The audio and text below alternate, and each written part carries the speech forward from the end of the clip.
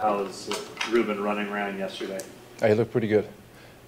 He was excited, chomping at the bit to get out at practice, and he looked good. Is it just a matter of now how he feels today and tomorrow? Yeah, going through the entire week.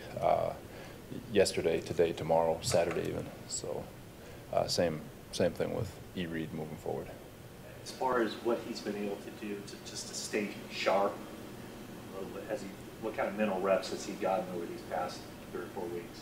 He's been out there every day, walkthrough and all that stuff, so he's still getting all those mental reps. And yesterday he was sharp, lined up, got people lined up. It was really cool to see because he hasn't really actually taken a live rep since whenever he got hurt. And to see the way he commanded the huddle and the way he got people lined up, it was really very encouraging. Would you say that if he's cleared, he's full go? I mean, you're not going to hold him back in any way? I haven't talked to I got to talk to Kyle about that one.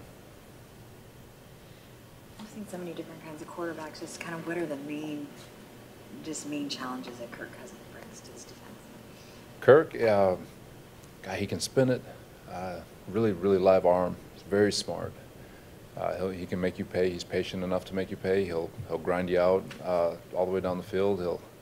If you get too aggressive, he'll take shots over the top of the defense. So Kirk is a really good quarterback. I have a lot of respect for him. Challenges do those 2 tight ends pose a defense?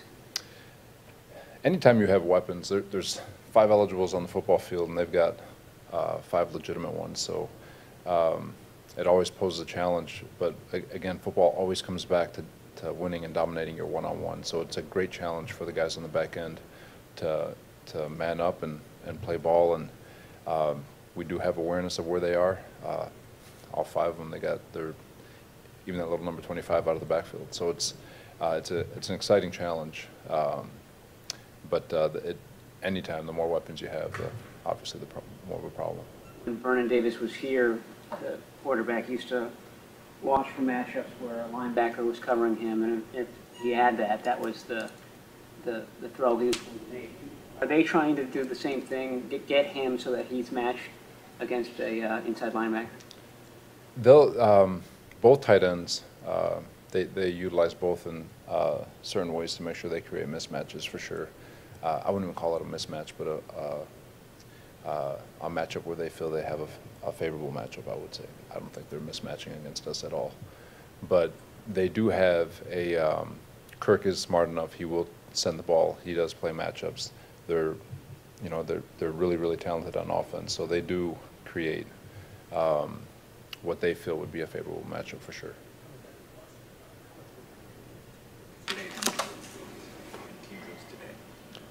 He got his normal, I shouldn't say normal load, but he took a good amount of reps. He'll get the same, he'll get a little bit more today. I couldn't tell you the exact number, but it was a limited number compared to what a normal starter would take. And we'll see if he can take a little bit more today. He's ready to play in the game. Will Navarro Bowman remain starter? Oh, yeah.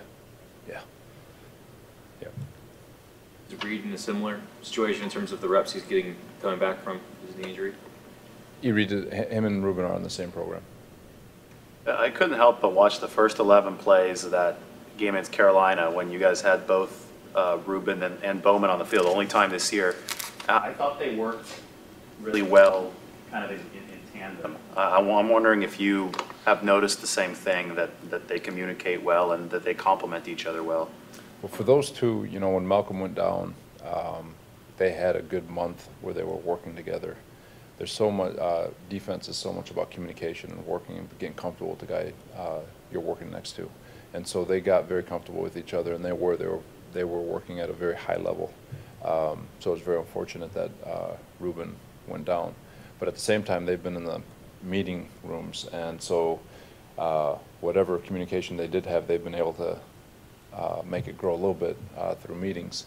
And Ray has gotten involved in Brock and all those guys. So from a communication standpoint, it's paramount, especially in this defense. And so yeah, to answer your question, yes, they were working very well together, and I would anticipate that they still work well together. Are they kind of a yin and yang? Because, I mean, Reuben is so animated when he's out there, and he's even said that Bowman is just so calm, even when things are crazy. I mean, do you see that kind of opposing personalities, how they help each other? You know, I guess I don't see the calmness in Bo. I feel a lot of energy and juice from Bo. I think he got after the refs a couple times in the game against Indiana. So he's got a lot of energy to him, but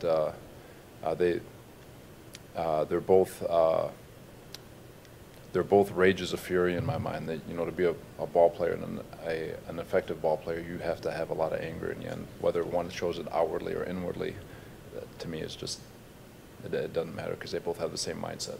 Ray Armstrong seems to have improved recently. He's made some big plays and he hasn't made those costly penalties that he was making earlier in the season. What have you seen from him? And is it possible that he would still have a significant role in the defense when Forster returns?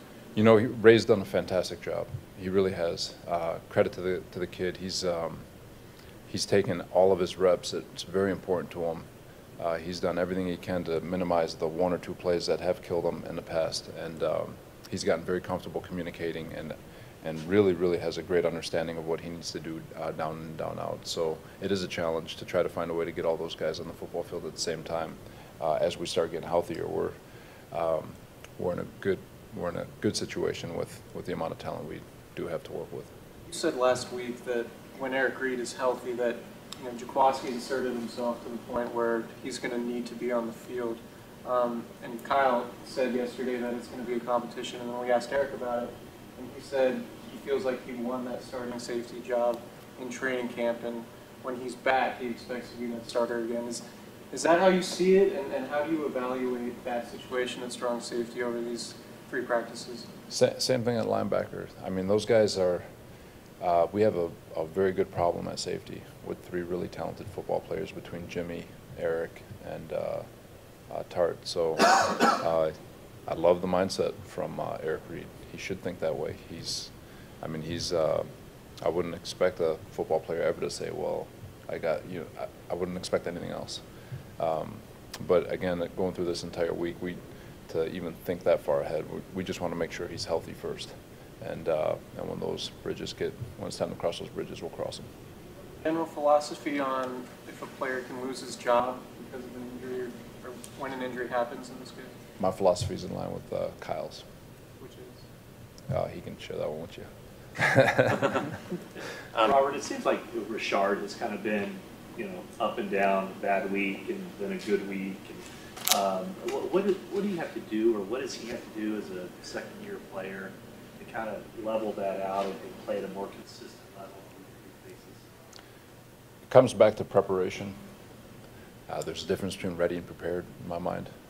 Everyone's ready to go take the field, but it's the ones who are prepared that actually have a consistent level of success. For Richard, preparation starts in practice, and having deliberate practice every single day, going out and not taking any rep for granted. That's for the entire defense, to create a consistency so that way we can perform week in and week out. It starts at practice and getting yourself prepared to play a football game. So for all those young guys, it's the same story, not just Richard, but the D-line at the linebacker level, safeties, corners. Deliberate practice is what will help them be successful on Sunday. And you can see it. There's some guys that take to it where every rep, whether just speaking from a corner standpoint, it could be run or pass in a practice rep, but they're taking the exact same footwork. They've got the same eye placement, they've got the same alignment, and they're working their technique. That's how they get better and more consistent on Sunday. Did you face, as a coach, a challenge with him just because he is so emotional that you have to kind of rein him in a little bit? For all of them, for sure. And again, the group is so young that they do need guidance. And the cool thing is that there's enough players on this football team that have done it. They've been through the fire, like Bowman and Eric Reid and Elvis Dumerville, and from a defensive standpoint speaking, even Earl Mitchell. So they know what it takes. They know what it looks like, and the way they prepare, just it's been filtering out to the rest of the guys. So it's not a struggle by any means, but at the same time, it is a constant reminder that, hey, we just need to continue practicing in the deliberate way that will help us play better on Sunday. It seemed like 3 big plays against Indianapolis were Marlon Mack runs off right tackle, where you guys didn't set the edge on that side. I know all the plays were different, but was there a common thread that you saw, and is it a quick fix, or is it a quick adjustment that you need to make coaching this week to ensure that you keep a speedy running back in the game? You know, that's personnel awareness, understanding who's on the football field and the style of runner they are. There was a distinct difference between him and Frank Gore and their running style. Frank Gore was one cut and get it upfield. 25 was a run to the sideline. And again, with a young defense trying to recognize that, get their alignment, get their key, get ready to execute, and still recognize who they're actually going against. Those are all vital things that they need. And he had a very distinct running style, and he did it. And we missed the boat on that one. Let's just say that. Last week, you mentioned you weren't happy with the defense of the short passes to running backs at the backfield. Did you see the improvement that you wanted this week in that phase? From the game, you know, the pass game, I don't think they really hurt us in the pass game. Where they got us were broken plays, explosives, especially in that third quarter, the first 3 drives of the third quarter. The explosives and the tackling are what did us in. And then overtime, of course, again, it was the same 2 things: tackling and then the explosives, the explosive play to T.Y. Hilton.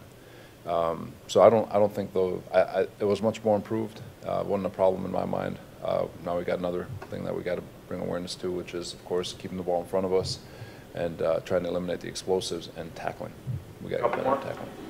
To continue to give Navarro Bowman specific series after each game, or cap his snaps? We'd like to give Navarro a break here and there. The plan going in, we felt like we had a good plan with Navarro. We're playing a lot of snaps on defense, and it's like we talked about the D-line. They're playing a lot of snaps, so we're doing everything we can as a staff to make sure that those guys are fresh.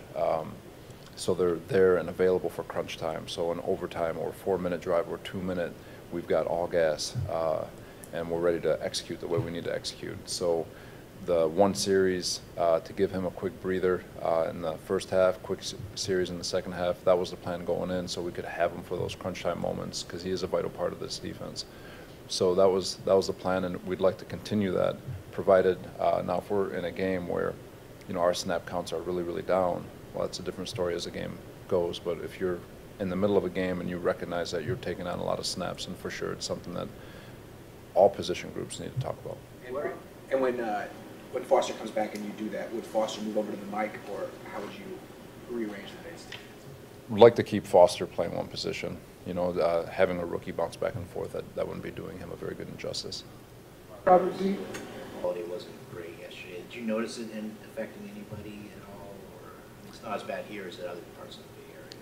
No, I thought the guys did a great job handling it, and the energy at which they practiced. I thought that I didn't think it had any effect on us.